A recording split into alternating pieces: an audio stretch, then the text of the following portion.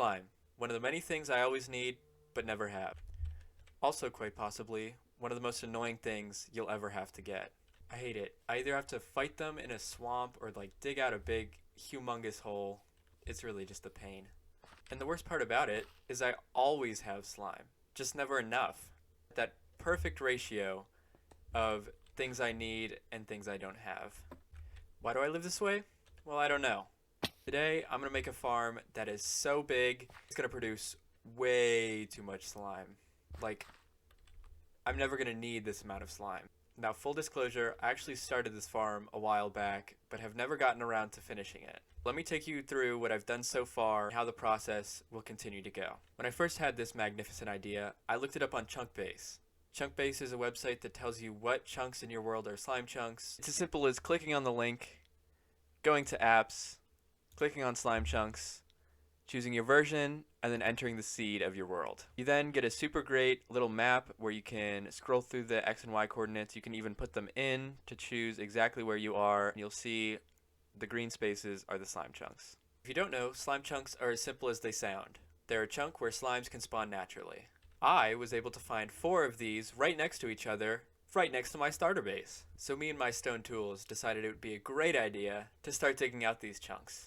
And as you might imagine, it was extremely painful. So, now that I've got a beacon and some good tools, I can finish this farm for real this time. As I finish digging out the area for this farm, let me explain in a little bit more detail what a slime farm entails and what the specific details of a slime farm are. So what does a slime farm look like? That's a great question. Slime farms always start below Y level 40, and they're just big platforms that are dug out with the entire chunk. So basically you start at Y level 39, you dig out a big platform encasing the entire chunk with at least 3 air blocks so large slimes can spawn, and then in order to kill the slimes you have to do 3 extra blocks on whatever side you want. You can do all sides, you can just do one side, and then you put magma at the bottom of where you want your slime to be.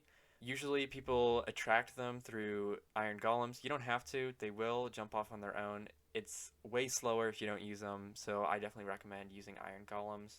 In the design I'm using, once they die on the magma blocks, after they jump off that ledge, a hopper minecart comes around under the magma blocks, picks up all the items, and takes them into a comparator unloader, which is just a fancy way of saying it unloads everything and then goes back around and comes back again. Slimes can spawn regardless of light, so if you spam torches, you'll be fine. If you don't put any torches, you might get less slime spawns, you'll get other spawns too, but you'll still have a working slime farm.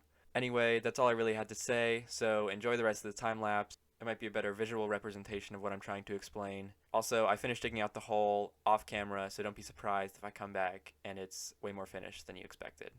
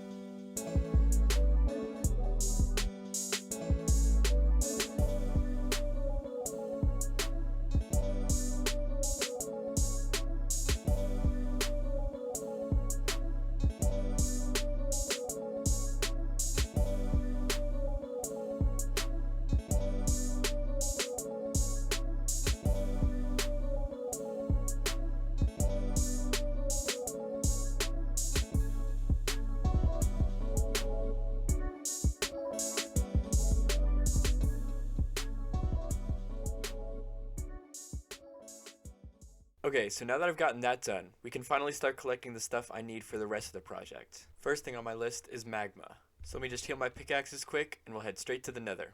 So my goal right now is to get a shulker box full of magma blocks. To do that, I usually just find the magma blocks on the edges of lava lakes. Here we go. I must have hit the jackpot, because that did not take long at all. Maybe a max of like 15 minutes. And here they are. Now let's head over and get some powered rails. I'm so glad I decided to get a whole lot of gold when I was netherite hunting, because it's going to make this process so much easier. Alright, let's start with this and see where it takes us. We still got 1k magma blocks and a few stacks of powered rails, so let's hope it gets us through at least most of this farm. Unfortunately, this does mean I have to dig even more out of this large hole. You know what that means? Diamonds.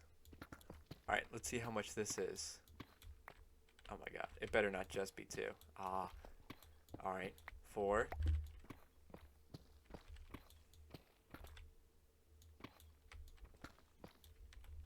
You've got to be kidding me. Lucky for a 3rd time. 1. I'm very aware I just broke a rule right there.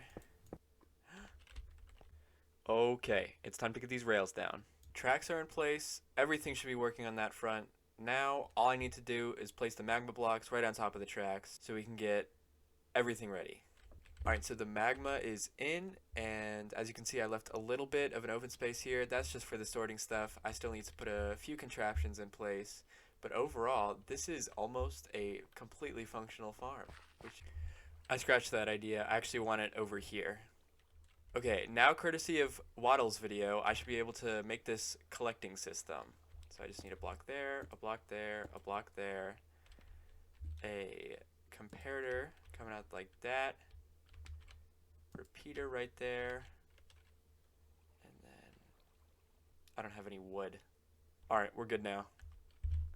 So then I just put a torch there. So now this powered rail is activated, and it will deactivate as soon as there are any items inside this hopper. So let me just repeat that twice more really quickly. Okay, now that I've got a chest here, I should be able to place these hopper mine carts, send them off, and hopefully they will come back. They did not come back. They got stuck right over here. I think I need to extend these powered rails a little bit. Alright, I just sent them right back at it, and it should all be working. 1, 2, 3. It works. Okay, so right now this farm is fully functional, but there are still a couple things I need to get done to make it as efficient as possible. So my first step is to get all these blocks out of here and patch in any holes that my pickaxe may have accidentally swung into. This took way longer than you'd expect, but it's finally done for the most part. I left a few of the cave openings open, but that's just because I'll get back to them later when I light everything up. It's time to start attracting these slimes to their death. And for that, I'll be using iron golems protected by fences. My goal is to put one for every 2 layers on every side of each chunk. The first one is done. I'm going to put a trapdoor right here just to decrease the amount of times a slime will land on this platform. And I guess I'll just repeat the process a few times. The iron golems are in place. By the way, the iron golem design was also courtesy of Waddle's video. Now the farm is much more efficient than it was, but are we done? Absolutely not. The next thing on my list is the storage system. For this, I want to bring all the slime balls up to the top in a little slime hut that I build. For that, I'm going to need a water elevator, a couple more hoppers, a dropper, and a few more redstone things. Okay, so I got everything I need now, and I'm back over here in the storage. So I'm going to start by placing a dropper down right over here. That dropper will need a redstone repeater coming out of it. Solid block going into that. Solid block. Block on top of it. A block like this. I can just place a redstone repeater there. Get a piece of redstone dust into there. Should look like this. I can place this block down. Place redstone on this. And then that did not work. Let's try this again.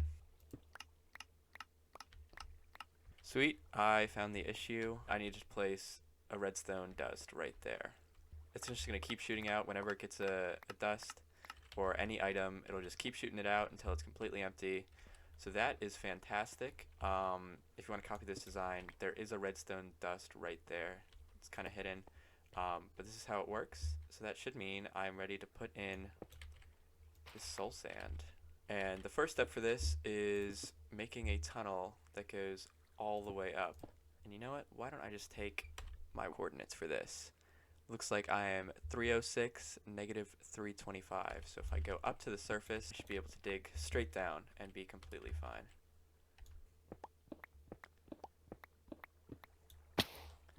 Voila!